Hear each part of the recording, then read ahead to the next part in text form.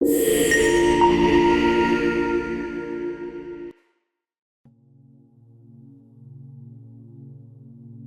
happens when everything falls apart? Pema Chodron's life-changing wisdom. Pema Chodron, When Things Fall Apart, full book summary. In a world that constantly urges you to fix, escape, or numb your discomfort, what if healing meant turning toward the chaos instead of running from it?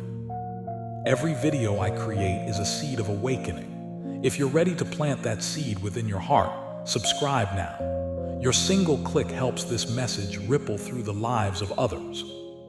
And if you wish to go deeper into When Things Fall Apart by Pema Chodron, with all its teachings and meditations, you can find the link in the description below.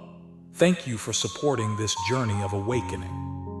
We often believe that the moments when life falls apart, when relationships end, jobs disappear, illness strikes, or inner darkness swallows us, are signs of failure, weakness, or punishment. But Pema Chodron flips this idea entirely.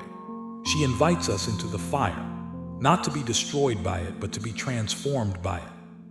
This book was born from her own raw experience of heartbreak, disillusionment, and facing her deepest fears. It is not a book of solutions. It is a book of truth. A truth that pierces like a sword and heals like a balm. Right now, many are silently suffering, cracking behind smiles, losing sleep in fear, searching for meaning in confusion. This book doesn't offer escape, it offers presence. It whispers, you don't have to run anymore. And in that stillness, something powerful awakens. Lean into the discomfort instead of fixing it. Pema teaches that when things fall apart, our natural tendency is to fix them, to reach for distraction, to blame, or to hurry the healing process. But what if the brokenness isn't something to be fixed, but felt? The practice here is radical. Stay, sit with the chaos, let your heart break open. Imagine you're sitting in a storm. Rain pounds your window, wind howls. You can't stop it, but you can breathe through it. That's your practice. To stay seated while the emotional storm rages. Next time anxiety or sadness visits, instead of pushing it away, say, welcome. Sit with it for 90 seconds, breathing slowly. Observe what changes when you stop resisting. The wisdom of groundlessness. We want the ground to be solid, relationships that last forever, plans that work out, identities that stay fixed. But Pema says, true peace comes when you realize there is no solid ground. This groundlessness isn't a punishment, it's reality.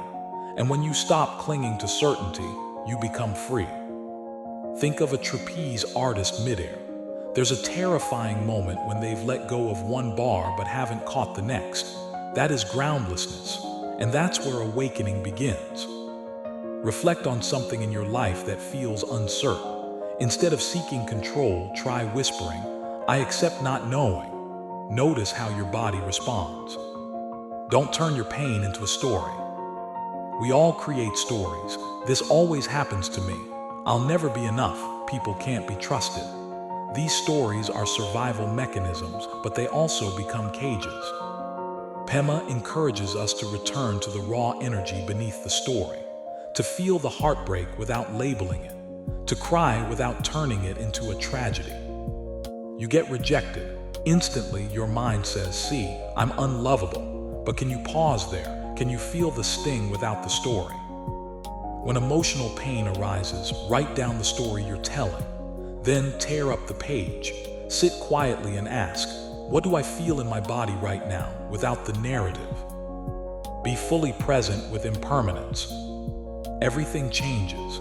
Every emotion, relationship, belief, all of it is temporary.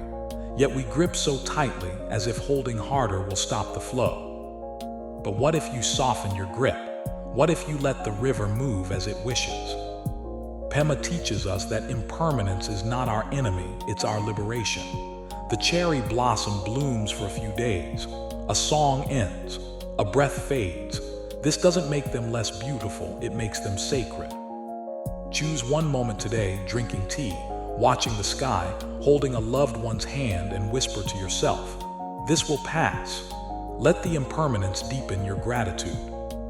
Meet yourself with compassion, not judgment.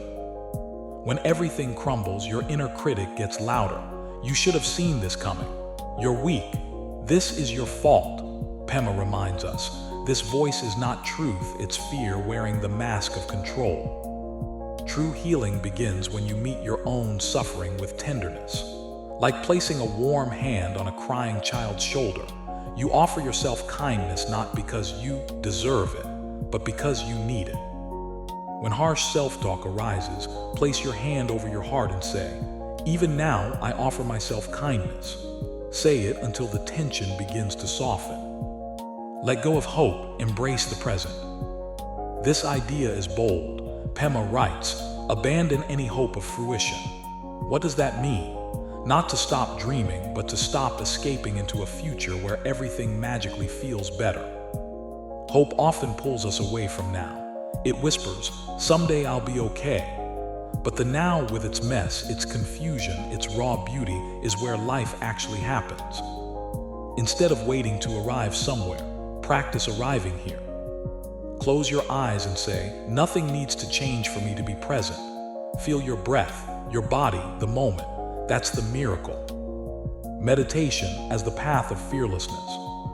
Pema teaches meditation not as a relaxation tool, but as a courageous act. To sit with your thoughts, your fear, your craving, and stay. No escape, no battle, just being. Each time you sit in silence, you're training in bravery. You're learning to face what's inside you and not run. You begin to see. The monsters in your mind lose power when you stop feeding them.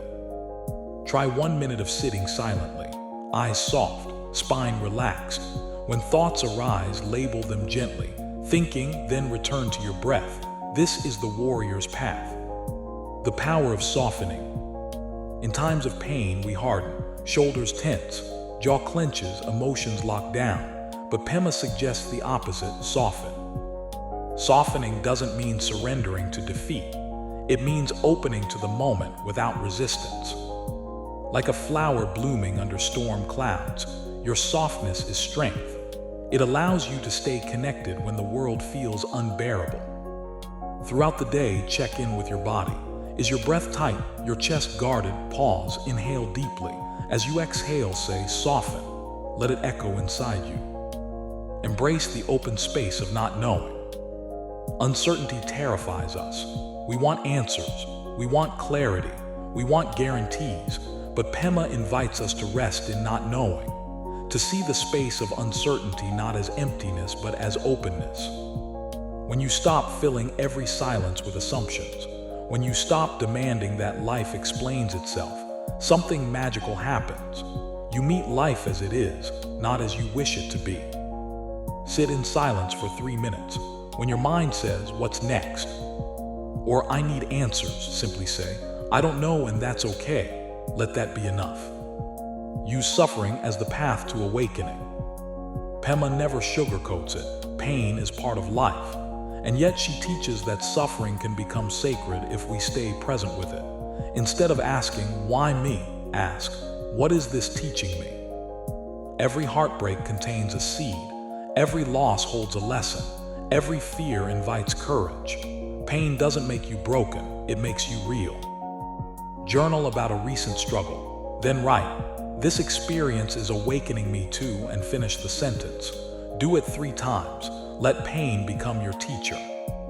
The trap of perfectionism. Spiritual growth isn't about becoming perfect, it's about becoming honest. Pema warns us, the spiritual path is not linear. You'll fall, you'll rage, you'll forget everything you learned, and that's okay. Don't turn spirituality into another performance. Let it be messy, let it be human. Write down one area where you feel like you're failing in your growth. Now reframe it. This is where I'm learning the most. Read it aloud. Own your imperfection with grace. Cultivate unconditional friendliness toward yourself. Maitri, a Buddhist term meaning unconditional friendliness, is at the heart of Pema's teaching. Not self-esteem, not self-congratulation, but a warm, loyal friendship with yourself, no matter what. This is the ultimate practice, to look in the mirror and whisper, "I'm here for you no matter what." When life collapses, that inner ally is what carries you forward.